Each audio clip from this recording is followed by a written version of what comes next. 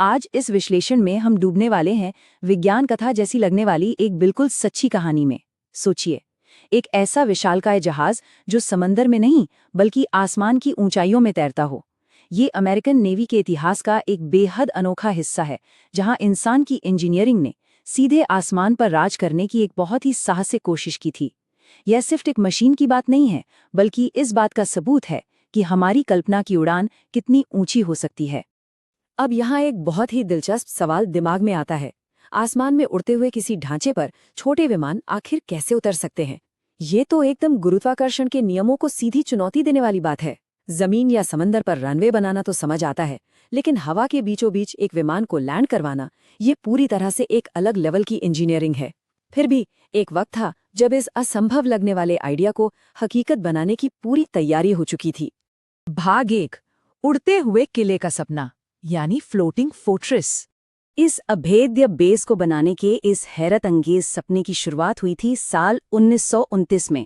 ये वो दौर था जब राइट ब्रदर्स की पहली उड़ान को ज्यादा समय नहीं बीता था और दुनिया भर के इंजीनियर्स नई संभावनाओं की तलाश में जुटे थे। उसी साल अमेरिकी नौसेना ने एक ऐसी मशीन का निर्माण शुरू किया जो उस दौर के हिसाब से सच में अकल्पनीय थी। एक ऐसी जगह जहां से विमान उड़ान भर सकें, वापस लौट सकें और ये सब दुश्मनों की पहुंच से मीलों ऊपर पूरी तरह सुरक्षित हो। तो दरअसल ये था क्या? ये दुनिया का पहला फ्लाइंग एयरक्राफ्ट कैरियर था, पारंपरिक नौसैनिक स्काउट क्रूजर का एक बहुत ही क्रांतिकारी विकल्प। सदियों से समंदर में निगरानी के लिए पानी के जहाज़ों का इस्तेमाल होता आ रहा था, लेकिन इस नए विचार के मुताबिक पानी की सतह को छोड़कर बादलों के ऊपर ही एक पूरा का पूरा एयरक्राफ्ट कैरियर तैनात करने का प्लान था। बिल्कुल एक गेम चेंजर आइडिया। भाग 2, 3 सिटी ब्लॉक्स जितना लंबा। इन मशीनों का आकार सच में किसी के भी होश उड़ा देने के लिए काफी था। पूरे 3 सिटी ब्लॉक्स के बराबर। एक बार इस पैमाने को सोचकर देखिए। 3 शहर के ब्लॉक जितनी लंबी एक अकेली मशीन जो हवा में तैर रही हो। इतने विशाल ढांचे को हवा में उठाए रखना अपने आप में एरोडायनामिक्स की एक बहुत बड़ी जीत थी। इसका भौतिक ढांचा किसी अजूबे से कम नहीं था। भाग 3, द मिड एयर ट्रेपीज, यानी हवा में झूला। तो इतनी विशाल मशीन एक विमानवाहक पोत के रूप में कैसे काम करती थी? इसके लिए एक बहुत ही शानदार और जटिल प्रक्रिया अपनाई गई। चरण 1, इस एयरशिप को लगातार 1 सप्ताह तक बिना रुके हवा में ही रहना होता था। फिर आता था चरण 2। इस विशाल एयरशिप के पेट से मिड एयर ट्रैपीज या एक तरह का झूला नीचे तैनात किया जाता था। और चरण 3, इसी लटकते हुए ट्रैपीज की मदद से लड़ाकू विमानों को लॉन्च करना और वापस रिकवर करना। हजारों फीट की ऊंचाई और तेज हवाओं के बीच इसमें जरा सी भी चूक की कोई गुंजाइश नहीं थी। भाग 4, मौसम से मिली हार। यहाँ पर एक बहुत ही गहरी विडंबना देखने को मिलती है। एक तरफ तो था एक शानदार दृष्टिकोण, एक उड़ता हुआ किला जो दूर से देखने पर एकदम अजेय और अभेद्य लगता था, पर दूसरी तरफ थी एक बहुत ही कठोर वास्तविकता। इन विशालकाय रिजिड एयरशिप्स का अंतर्निहित नाजुकपन।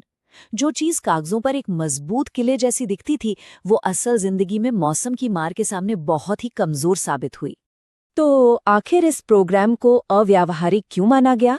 इसके 3 मुख्य कारण थे। पहला, इनका भारी भरकम रिजिड एयरशिप डिजाइन, जो हवा के बदलते दबाव के लिए बिल्कुल भी लचीला नहीं था।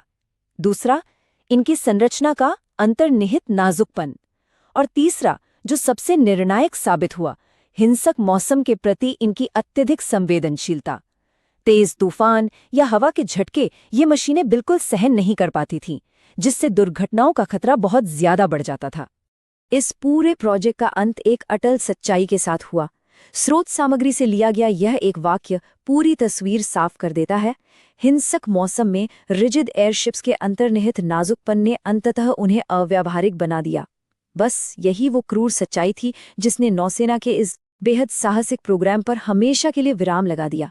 असीमित इंजीनियरिंग के इस शानदार सपने को आखिरकार कुदरत की अस्थिरता के सामने घुटने टेकने पड़े। और इस विश्लेषण के अंत में ये किस्सा एक बहुत ही गहरे सवाल पर लाकर खड़ा कर देता है।